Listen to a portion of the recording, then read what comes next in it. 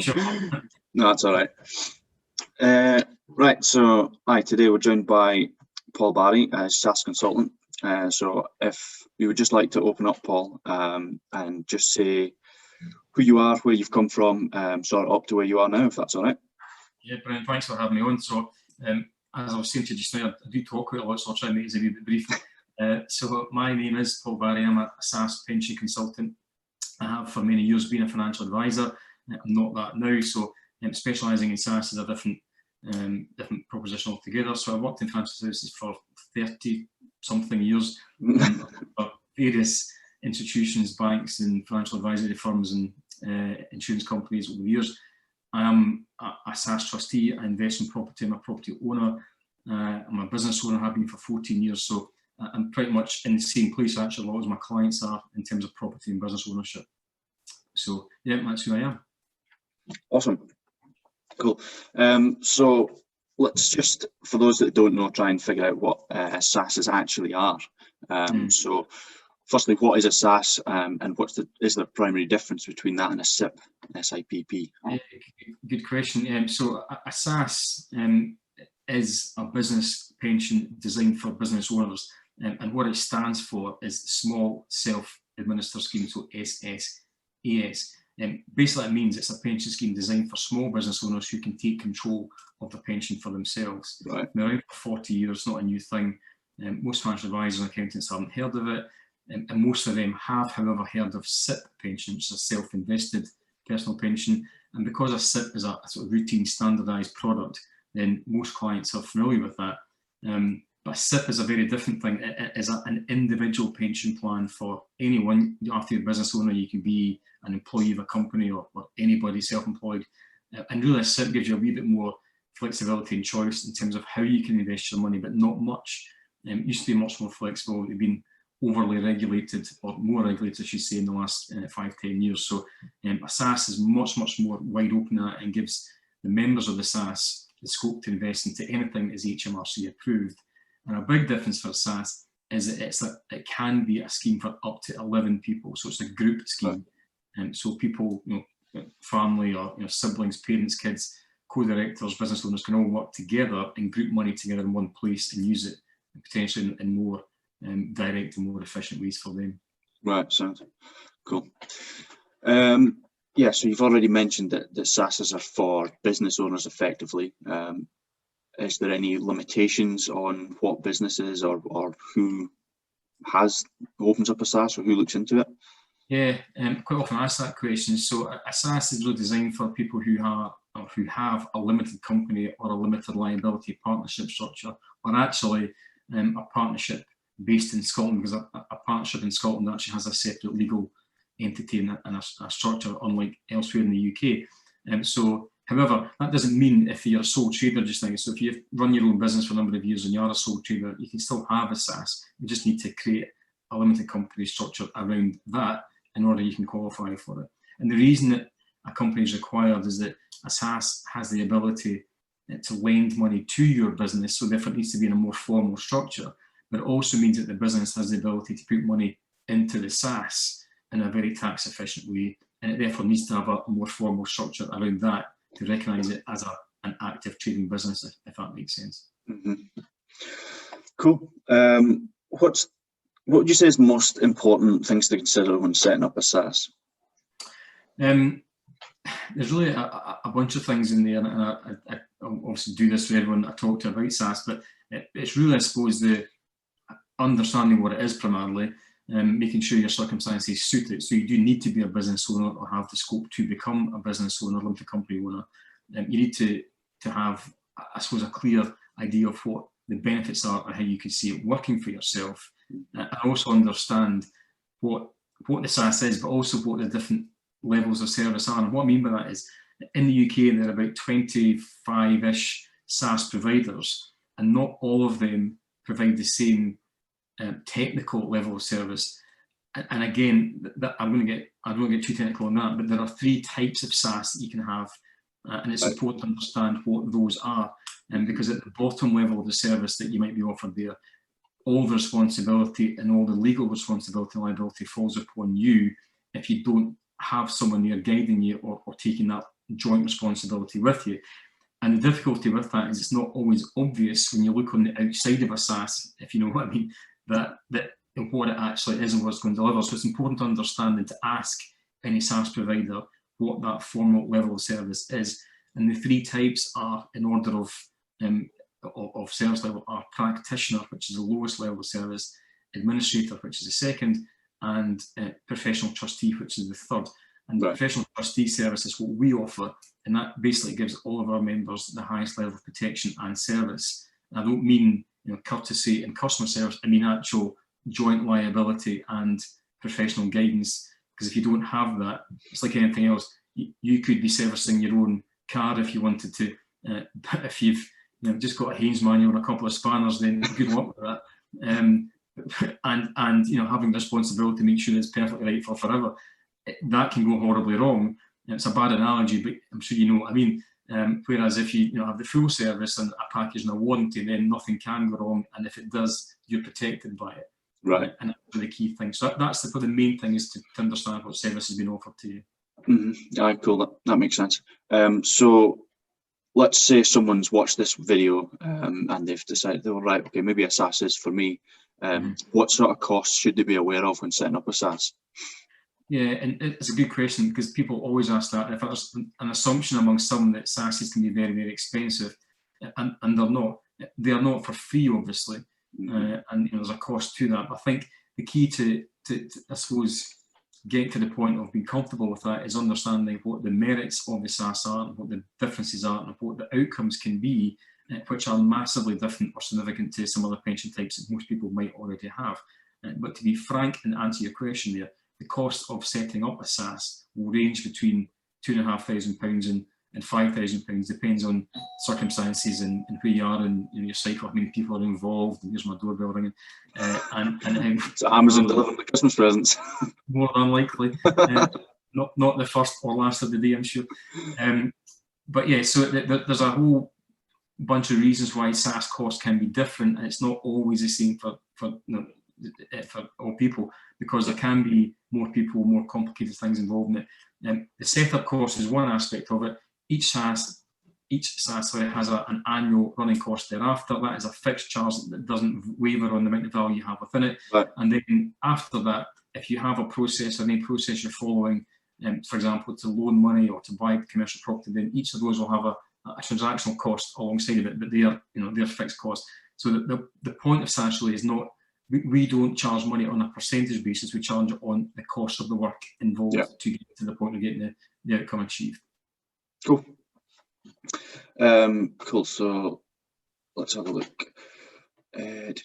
So if someone wants to use a SSAS in a property investment kind of area, what can they do with their SSAS in terms of residential properties and investments?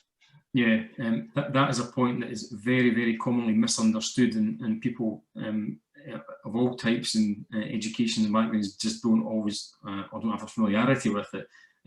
SSAS is an absolute fact, and a basic rule, has the capacity to use any money inside the SSAS to, first of all, directly own and indeed fund the purchase of commercial property. I know that's not what your question was, but I'll come back to residential in a second. Okay. So a SSAS can directly purchase and own commercial property without any question. It can borrow money to do that. It can use all the money inside the SSAS to do that. And that's very obvious and very kind of tax efficient, very straightforward. However, the bit that probably most people listening to this are interested in is resi property and how they can utilise money in a pension scheme to do that. And some people will tell you can't do that, and because what they're thinking is that the SSAS itself cannot directly own resi property, and that is correct. The SSAS cannot do that, or it can't do it tax efficiently. It can actually do it, they'll pay a lot of tax if it did it. However, what the SSAS can do and does allow you to do is loan money from the pension scheme, i.e. from the SSAS, to your own company. And then that allows that company to invest into anything it wants to, and that can include, if your business is set up that way, to invest into commercial, into residential property, or any property or anything you want to. Again, for clarity, your business could be, you could be a delivery business. You might want to buy another van, put it on the road. A SSAS can loan money to your business to do that. So if your business is engaged in the process of buying property, then it's logical, if you borrow money from your pension scheme, you'll use it to purchase resi property. There are a whole bunch of misunderstandings about that, and that is perfectly legitimate, perfectly normal, and it's all within the trade of your business to do that. It's not meant to fund you buying the house of your dreams and funding the refurb of your own house or garden or property. It's not about that, but it's about a process of your business investing in property and using that money to make more money in your business, which is the whole point of it. Yeah. And at the same time, making money for your pension as well, all in a tax efficient manner. So yes, the SSAS has the ability to do that. In addition to that, and I should say that the SSAS has a limit on that. You can lend a maximum of 50% of your pension scheme to your business to do that. And the next logical question people then ask me is, well, what about the other 50%? What am I going to do with that? Yeah. So in a property sense, and this is just in that context, you could lend the other 50% if you wanted to another business who was doing that. So for example, if I had money left in my SSAS and you're involved in resi property development, Brendan, I can quite easily lend that money to your company for a fixed return to my SSAS. Which is service. Sorry, carry on. That's all right. And you then have the ability to invest into resi property as part of your business, having essentially borrowed it from me. So in that sense, I've acted as an angel or a bridging funder by a different name to lend money to your business. And that is a great way of me becoming a great enabler to you, and you accessing money within a good closed network. And it's very simple and straightforward, but it's also to a degree it's regulated because there's a process and a professional who's going to oversee all of that process. It's not just me saying go and give me 50 grand at the end of the week and it's kind of like casual. There's a proper process in there, and it's properly constructed and construed and is legally binding and secure. It's a great way to do it. So I did say to a habit of talking, so feel free to butt in. So how much, I've heard a couple of different things. How much of your SSAS pension pot can you lend out to another company for investment? Is it 50%? Because obviously that's the analogy that you used, or can you loan all of it? Or? Yeah, so again, a point of confusion. So there are two limits on SSAS lending and two types of SSAS lending. So the first one is lending to your own business, and that is limited to 50%. And that's really because the HMRC, who are the sort of main point of governance with SSAS, like to protect us from ourselves, basically. So rather than us lending all of our pension to our own business and maybe get a bit, forgetful in terms of some of the diligence, then, they protect us from blowing it all in one project and maybe not recovering it very quickly.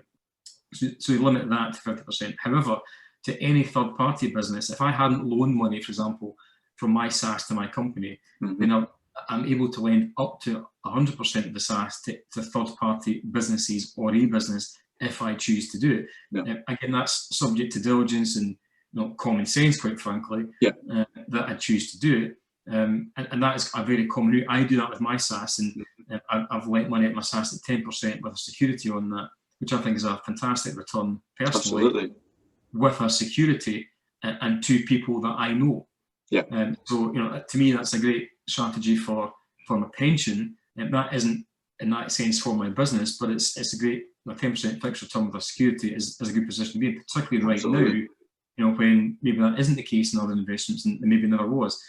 So there's no limit on that, up to 100%. That could be 3 loans at any percentage split between them. It could be one at 75 and one at 19%. You don't have to use 100%. You can use any part in between. So it's a great tool for people to use, and people do typically in property loan money to their own business and perhaps to a third party because it's kind of logical. It's the same direction of travel. But I should also say inside the SSAS, you can invest into any HMRC approved investment that you want. You don't have to do any of the stuff we're talking about here. You can do it's your choice. It's your pension. You decide how you invest it. Yeah, cool. Thanks for filling that. So how does a SSAS help the transfer in wealth through the generations of your family, for instance? Yeah, again, all people use SSAS for that reason. So a SSAS, because it is a group structure of up to 11 people, actually HMRC's definition of that is less than 12, which I'm guessing means 11 people. So if there's a bunch of people in there and they're all connected, say it's family, it's parents, it's siblings, kids potentially in there, then those people all have the same structure protecting their pension assets. It doesn't mean that my pension is now yours and yours is mine. It just means that they've all been pulled together in one place where we can collectively invest. However, if I die, and because that structure is a trust structure, which means that the value is held within it on behalf of other people, if I die, then I can direct where that money is left to. So if I left that to everyone else in the SSAS, then they would just inherit that money free of tax and without any delay, and it'd be an immediate process. Whereas that wouldn't be the case if it left value otherwise, potentially in other structures, that would take months going through a confirmation or a probate process, and it'd be subject potentially to inheritance tax. Maybe not in another pension, but even that process would take time. When a SSAS, it's immediate, and that wealth can cascade onto those, the next generation, and as far then thereafter as you want, because there's no limit on how often that can cascade, because it's already there, the money's in the structure. It just is a matter of, if you imagine it was like a list of people, you just score one of them out, and the remainder now are the members. That's all that happens. It's very simple, very straightforward. And adding new members in is very simple as well. So any adult over 18 or over can be part of the SSAS as a member. Right. So it's pretty much anyone you want to leave the money to would be part of that same structure. So it's a great way of doing that. So say you've got, you want to, your parents, and you want to leave your leftover pensions to your kids or whatever. Say there's 5 of you in the family, and you've all got your own pension schemes because you're all working. Is it relatively straightforward to transfer them all into the SSAS, or how does that work? Yeah, that's a really good point. I'm asked that a lot. So I think the principle here is that the SSAS can accept the transfer of any pension into it. Right. So that's not where the restrictions may come.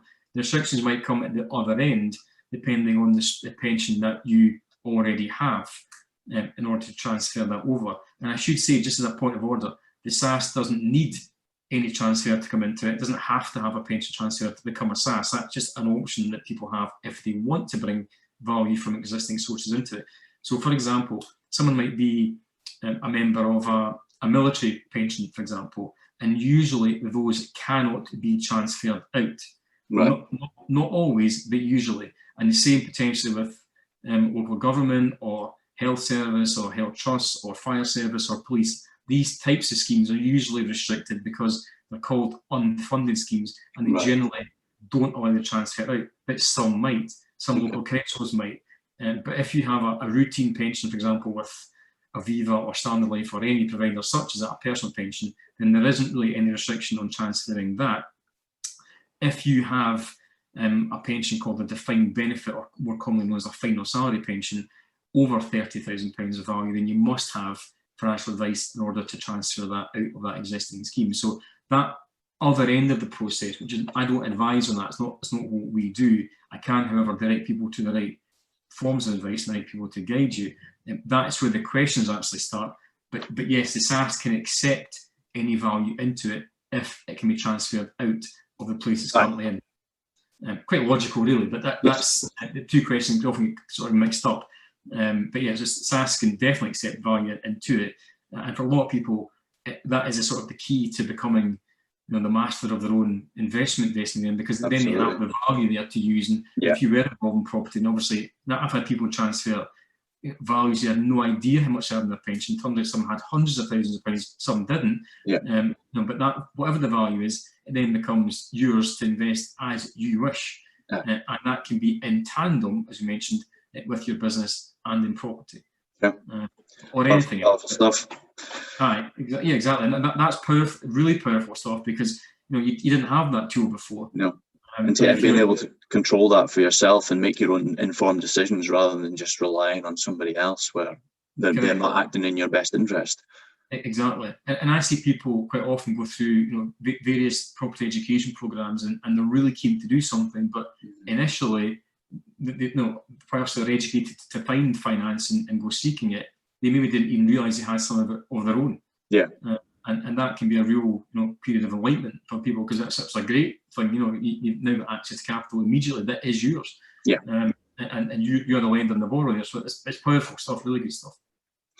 Cool. I think that covers most of it. I've got a few questions from some people that were wanting some specific questions answered if you've got a few minutes to just answer those. Yeah, no worries, fine. So this question's from Mark Turner. We may have covered it. He's asking how you would fund the cost of a refurb using a SSAS, given that the funds have to take first charge over the property.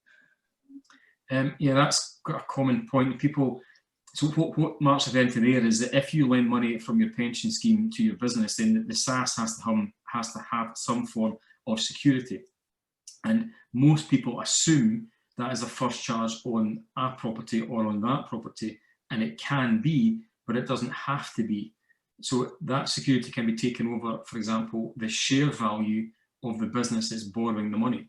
Right. And that business probably owns that property, but it's a much more straightforward way of taking and granting security, and much quicker, and it's much less expensive. There's no cost for that, so it's much easier to do it that way. But he is right, there does need to be a form of security there, but it isn't always maybe how people think it is. Right. So there are solutions in there that are more flexible. Good. This question's from Barry Kerr. Is there a minimum value to make it worth it? How does lending work if there's more than one person in the SSAS? Is it a percentage split? So I'll take the first question first. Is there a minimum value to make it worth it? There isn't, and again, that's up to you, because you might have, as I mentioned, no pension to transfer, and that's fine. You don't have to transfer any pension to a SSAS ever, but you might have a business that's making a good profit per annum, and it's that money you want to use inside the SSAS. You might have cash sitting inside your business or personally, and it's that money you want to use inside the SSAS. You might own an existing asset, such as commercial property. So there's no actual minimum. I would suggest, though, that from experience, if you've probably got less than 40 to 50 grand in it, it can be difficult to see how you could use it, because although I do have people who do have less, but if you've got 30, for example, and you're able to borrow half of that, then 15 might get you a deposit on a property, which could be a massive help. And I'm not saying that wouldn't be the way to do it, but again, with the fixed cost of the SSAS to set it up and to administer it, it can be relatively expensive on lower values, because we don't charge on percentage, so it's a fixed cost. So kind of 50 and above is kind of logically commercially viable, but there's not a rule in it. You're not excluded from it by not having that value, but it's really your own decision as to how you believe that would be right for you. And also from my perspective, ethically, I don't want to charge someone £3,000 for a SSAS and you've got 30 grand to put in it. That doesn't sit with me to do that. That's 10% of the money. They better not doing it at all, potentially. But it also means that they might have to then, or should then think about maybe grouping with someone else. And you might be able to bring other value to it. So if they've got 30, someone else has got 30, then that's double the money then. So it's a much more viable proposition. So, still talking, as I mentioned to you. So the next part of this question, I think, was if there were two people investing, how's that split? So quite simple. So say you and I are SSAS, Brendan, you've got 70% of the money and I've got 30%, and we invest that money jointly in an asset or a loan to a company, then whatever return comes back will come back proportionately. It's as simple as that. Right. So if that makes us 10 grand of value back, then you've got 7 of it and I've got 3. And it is as simple as that. All that calculation is done for you by the pension trustee. It's not done for you normally for you. So you don't have to worry about that, but it is done for you in order, because you have to know what your value is relative to you. It's not the money is collected, but it's not owned by you collectively. It's still individually nominated to each party in the SSAS. So you may use the same pot of investment, but each individual's value is taken accounted for effectively. Correct, yeah. Because I've had people ask that question recently, but only one director was putting in any money at all to the pension scheme, and they were thinking that they'd automatically just split it down the middle, and that's not the case. So be all right if it was for the person. Oh yeah, if you're on the other end of it, that's a great place to be. But so that isn't the case at all. So it's not. It doesn't punish anyone in that sense, or reward anyone. It just is how it is as you started it. Excellent. A couple more questions. So I've got another one from Anna Pazdurova. Apologies if I get her name wrong. Can you transfer part of an original pension into a SSAS, or does it have to be at all? Again, that is up to the existing pension provider to decide that. But I have seen people transfer part. It can be done, but it's up to the administrator of that existing pension whether they allow it or not. I've seen people, for example, if they're still part of an active pension scheme, in other words, they're still employed and they're paying into it, where they can transfer the existing capital value of it, that keep the the monthly contribution going into the existing pension. So in other words, they have a bank account, they're transferring the balance out of the account, keeping the account open and keeping money going into the account, but they're just transferring the capital built up. Again, that is up to you, but it's also up to you in tandem with the rules of the existing provider to see whether they can do that or not. Yeah. But I've seen it done. Cool. Trish Creeks asked the question, how long is the process from the application to being able to use the funds? Yeah, that is a piece of string question, really. Yeah. And it is, but I can give you a guideline on it. So the real determination of that process is how long it takes HMRC to approve the SSAS application, because HMRC have to approve every individual SSAS, because every SSAS is an individual entity. Right. That has in not the distant past taken HMRC up to 12 months to do that. It is currently down to about 12 weeks or less at the minute. I've seen some go through about 8 or 9. So it's not a ridiculous timescale. However, it's not an immediate acceptance. And the frustration for everyone involved in that process, myself included, is that HMRC don't offer a kind of progression timeline or a customer helpline to say, good news, we're at this stage. You just don't do that. It either is an application or it's approved or rejected, or there is no other determining factor or measure of it. And people quite often ask me after 3 or 4 weeks, how's it getting on? And there's nothing to say, because it's just, it's in their process. And they're not obviously as a government agency, they don't have that sense of or need to report back. It's just not what they do. So basically 3 months, Brendan, is the general answer on that. So, cool. One last question from Shona McGregor. Let me just get this question right here. What is the cost of the independent financial advisor if you're transferring out of a local government pension scheme? Yeah, so that's a question that, again, quite often asked, and I can't answer it because that isn't a role that we undertake, because what she's asking there is, in order to transfer that value out, and I believe that would be a final salary or a defined benefit pension scheme, she has to have an independent financial advisor to do that. And those advisors are a rare species now, because they have to be particularly qualified to do it, and authorised and insured to do that process. So that's a very few of them around, from my knowledge. And I've seen charges vary from 1% to 3% of, in fact, higher, of that value being transferred. And it's a difficult one, because I have no part to play in that process at all, other than I know some people who do it. There's no set measure of it or set value of that. It just varies. But the difficulty is there aren't 300 to go and ask to get a quote from, because there's so few and far between, that usually I would suggest to people that if you've got confidence in that advisor being able to help you, I would go with that advisor. And the charge is not really something that is the major part there. That's my opinion, of course. Maybe people think differently. But the thing to bear in mind is that charge is usually paid by the pension itself. It's not paid by you, typically. So whilst it's a cost, and yes, it's your value, you probably aren't going to have to put your hand in your pocket and actually shell out, let's say, 2% of 200 grand, 4 grand. Because it'll come out of the value that you're transferring, which I appreciate is still your value, but you're not actually having to cough up for it. Right. So it's maybe not quite as damaging or fearful as it might at first appear. But yeah, I'm happy to have that question in more detail, one-to-one with anyone, because it's not a problem, but it's not a process that I actually manage myself. Cool. Excellent. I think that covers all the questions I had, and the ones that was asked, or for me to ask you. More personal circumstances for them. Is there anything that you think we've not covered? Anything that we might have missed? Yeah, I mean, it's a big old subject, and I can talk for a long time. I can talk for hours about SSAS. And I think the point here is that this is a relatively short video. I would rather someone watch this and was comfortable with this to this point, and then was happy to have a conversation beyond that, because I can go into much more detail, and happy to do that. Particularly these days over Zoom or Skype or whatever, Teams, don't mind, and have a chat just about their specific circumstances Yeah. and who they are, because that obviously the next stage, because as a generic subject, it's a great thing, but it might not suit you, and it might not suit you. It's important to understand that. Yeah. My job here isn't to sell a SSAS, it's to make sure that SSAS is right or not for you, because as I said to you before, I don't want to provide you with something you can't use or can't find a use for. That's not the point of it. There needs to be a clear strategy, and I work far more productively with clients who have got a plan, a strategy, and I can work with you to get to that point. But if it's not really for you, I'd rather you didn't have it. Absolutely. Because it's logical.